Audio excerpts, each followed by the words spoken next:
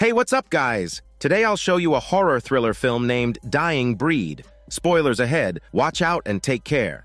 The movie begins around the 18th century. Tasmania in Australia was an incredibly perilous and terrifying place. It was here that numerous vicious criminals were exiled. Due to the harsh living conditions, hardly anyone managed to escape, except for the notorious criminal Pierce. His sharp teeth gnashed through the throat of a patrol officer before he disappeared into the dark wilderness. Years later, scholars discovered the presence of the extinct Tasmanian tiger on the island, which attracted many young researchers, including Nina's sister. However, she vanished without a trace during the research.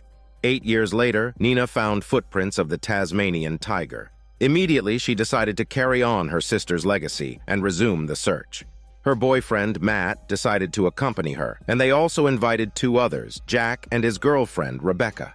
The 4 young individuals embarked on a journey into the deep woods. The journey was incredibly treacherous. They had to navigate through the jungle and even cross turbulent rivers by boat. As they waited, Nina thought about her sister. The horrific sight of her mutilated corpse, all her teeth pulled out, was still vivid in her memory. No one knew what she had gone through. Rebecca ran out from a nearby forest, feeling as if she was being watched, but all was silent around them, except for a lonely grave. Disturbed, she climbed into the back seat of their vehicle. Nina then drove the car onto a ferry where a family of 3 resided. A strange little girl crouched in a corner, mumbling a nursery rhyme. Matt approached to say hello, but unexpectedly, the girl bit his finger. Her father stopped and scolded her. Nobody dared to speak until they disembarked from the ferry. After departing the ferry, the road was muddy. The so-called town was also quite dilapidated. What's more, it was strange that Pierce's name appeared in many places. It seemed as though his name had become a landmark. Nina and the others curiously looked around, unaware that the locals were also observing them, especially Rebecca. Upon entering the local bar, every man's gaze was glued to her. Yet the group of 4 had nowhere else to go. This was the only place to stay. The other patrons didn't seem too friendly. Jack noticed a photo on the wall, seemingly of descendants of prisoners from years ago. Everyone had a rough look about them, even the landlady who seemed a little cold and distant. She threw out a statement that there were no rooms available, refusing the group's request to stay. But it wasn't hunting season, and it was hard to believe that such a remote place would be fully booked. A bearded man named Beardy tossed out a set of keys, offering his own room. He was friendly and welcoming, and just like Nina and Matt, he was of pure Irish descent. The atmosphere suddenly livened up. Everyone was enjoying their beer and having a party, spending a delightful evening. Later, Jack found his car scratched when he went to get his luggage, which infuriated him. Rebecca acted as a fire extinguisher, calming the situation. While the 2 were venting, Nina found some local newspapers. They recorded the deeds of Pierce. It's revealed that after successfully escaping prison years ago, the man survived in the forest by cannibalism. The nursery rhyme the little girl was muttering was the legend of Pierce, the cannibal. The 2 were terrified by that report. Suddenly, a sharp scream from Rebecca echoed from the next room. They suddenly realized that someone was peeping. Jack flung open the door to see a young man in the hallway. Without listening to any explanations, he assumed the man was a pervert. Already angry about his car being scratched, Jack made the young man his punching bag, beating him till he was wailing in pain. After venting his anger, Jack left straight away. But as soon as he'd left, some eerie figures began to appear all around.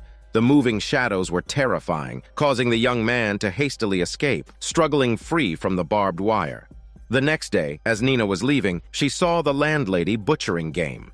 The little girl who had appeared on the ferry the previous day was also in front of the house, but she wasn't afraid at all and was even staring intently at Nina. The butchering site was so bloody that Nina quickly turned to leave. However, the girl was reluctant to let her go. She held up a small bone in her hand, as if inviting Nina to play, and even wanted to leave with Nina. Thankfully, the man in the room called the girl back, enabling Nina to get away. As the landlady saw the 4 young people leaving in a rubber dinghy, a worried look crossed her face. Mist blanketed the surface of the water, and the air was filled with the smell of damp. They were strangers here, and for a moment they were lost. There was a figure standing on the distant dam. Jack wanted to ask for directions, but in the blink of an eye, the figure had vanished. The 4 of them could only navigate using a map. Fortunately, they managed to find their way through. The scenery within the forest was breathtakingly beautiful. Everyone decided to take a night's rest in a cave before proceeding further. After setting down her luggage, Nina ventured out to collect biological samples. Jack also began his hunting expedition for the night. As a researcher of wildlife, Nina abhorred the killing of animals, while Jack reveled in it. Their argument was interrupted by the distant rumble of thunder. Unnoticed by anyone, their unsecured boat was carried away by the current. Still, they all enjoyed their evening meal, oblivious to the situation. Later, Nina decided to get some sleep, but Matt noticed some movement in the bushes outside. Switching on her flashlight, Nina was astonished to find an extinct Tasmanian tiger. She hurriedly fetched her camera, while Jack prepared his crossbow, eager to demonstrate his skills and muscles. The group did not want to miss this golden opportunity and decided to follow the creature. Everyone spread out in the quiet jungle. Rebecca didn't even have a flashlight, so she used the faint glow of her phone to search. Suddenly, she felt the presence of someone nearby. Upon turning on her phone's camera, she saw a little girl standing in front of her. The girl's emotionless face was quite eerie, and she remained silent in response to Rebecca's queries. Suddenly, a bright beam of light flickered from behind her. Thinking it was the little girl's parents, she turned around but was blinded by the intense light. Before she could make out who was in front of her, she felt a sharp pain in her fingers. Hearing a noise, the others quickly headed in her direction. But by the time they arrived, Rebecca had already been silenced. She struggled against the man who was holding her, but he was too strong. Just by pulling her hair, he broke her neck, causing her to collapse onto the ground. The little girl watched with rapt attention as a burly man rolled over the lifeless body and sank his teeth and juicy tongue into Rebecca's mouth. A hint of desire was apparent in the little girl's eyes. By the time Nina arrived with camera in hand, the scene was cleared up. The trio had been waiting for a long time without seeing Rebecca. They couldn't help but grow anxious, especially with Nina covered in blood. Jack was on edge, unable to wait for daylight. He grabbed his crossbow and set off to search. Matt couldn't keep up with Jack's pace and had to return to look for his girlfriend. At this point, Nina was overwhelmed with guilt to bring the group for exploration here. In an attempt to lift her spirits, Matt decided to go out and search again. But as soon as he stood up, he let out a scream, being surprised by the little girl's sudden appearance. The girl's skirt was stained with fresh blood. She handed over a picture of Nina's sister, saying this is her mom. Matt and Nina didn't understand, but they were curious about how she had ended up here. The girl wouldn't answer, just counting the bones in her hand and reciting a familiar rhyme. Just then, Beardy from yesterday arrived with the girl's father. Nina had an emotional breakdown, yelling at Beardy that they had lost 2 friends to this damned place. Beardy looked innocent. The man next to him was willing to act as a guide, taking Nina and Matt to look for their companions.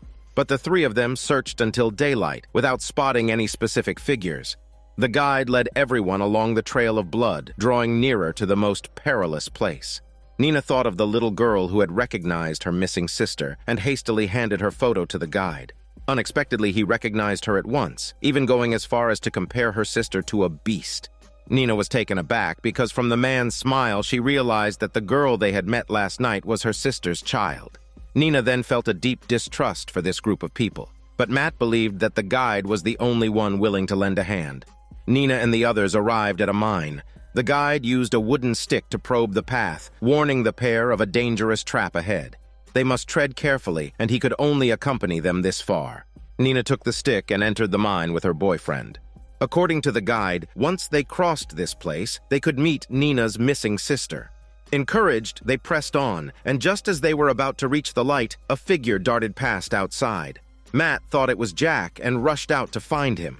On the other side, the guide, hearing the noise, couldn't help but become anxious. He tried to stop them from proceeding into danger, but Nina and the others were running too fast. The guide couldn't catch up. He looked around despondently, but suddenly heard a commotion. It seemed like someone was hiding in the dense woods. He called out the person's name, saying there was no need for this, only to receive an unexpected response. A beast-like roar emitted from the assailant's mouth. The couple nearby, following the sound, found that by now the guide had been dragged into the nearby bushes. In a pool of blood, only broken fragments remained. On the other side, Jack was also on tenterhooks, having just battled a wild beast. He was on high alert. Suddenly, Beardy appeared behind him, intending to flex his beard, but Jack was startled to shoot an arrow through his beardy face. The mournful howl echoed through the jungle instantly. Nina was at a loss at the cave entrance. Now, the two had a direction. After being separated for a while, the 3 finally regrouped. After a night of searching, Jack found his girlfriend's coat and mobile phone, both covered in blood. It implied that the girl might have met with a tragic end. Beardy, hanging from a tree, was continuously wailing. In shock, Jack rose to help. But upon hearing that the whole arrow had to be pushed through, Beardy was scared to tears. Even though the process was somewhat bloody, they managed to free him. To repay everyone, Beardy revealed that he knew where Rebecca was.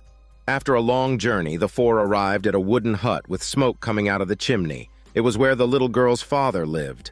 However, the house was empty. The dining table was in chaos, and the pungent smell of blood and hormones assaulted their senses.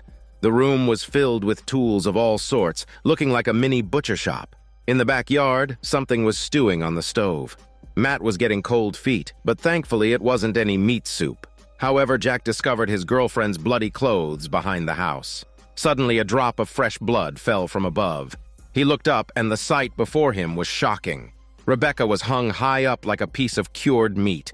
Jack was filled with grief and rage, vowing to kill the perpetrator. However, there was no one around. He had no idea who could have done all this. In the fury, Jack stepped into a preset trap.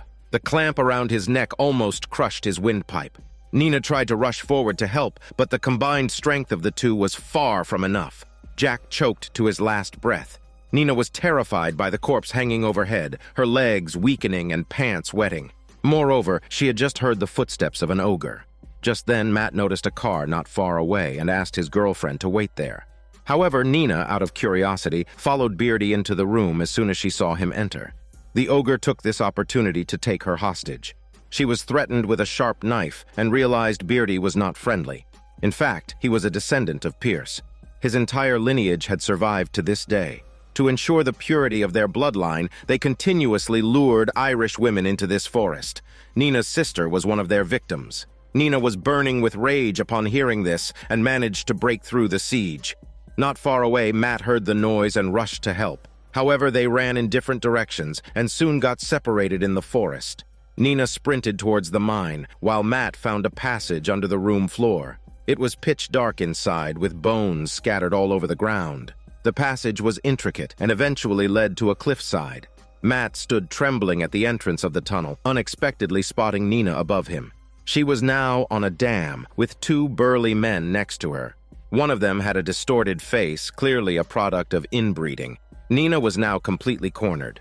From Beardy's narration, she learned about her sister's past. The so-called Tasmanian tiger was nothing more than a trap, a myth fabricated by Pierce's descendants to attract tourists and scholars from all over. Their goal was to turn these people into food or use them for procreation. Nina's sister was deceived and forced to give birth to a daughter. One day she found an opportunity to escape. However, the terrain here was dangerous. Her sister was forced to the edge of a cliff. Memories of the year-long torment flashed before her eyes, and in the end, she chose to jump off the cliff to free herself. Nina also didn't want to fall into the ogre's hands. With a determined look, she climbed over the dam. This was a tough pill to swallow for Matt, halfway up that hillside. He scrambled upward in haste. By this time, Beardy had already left the dam. The deformed child on the bridge was also filled with regret.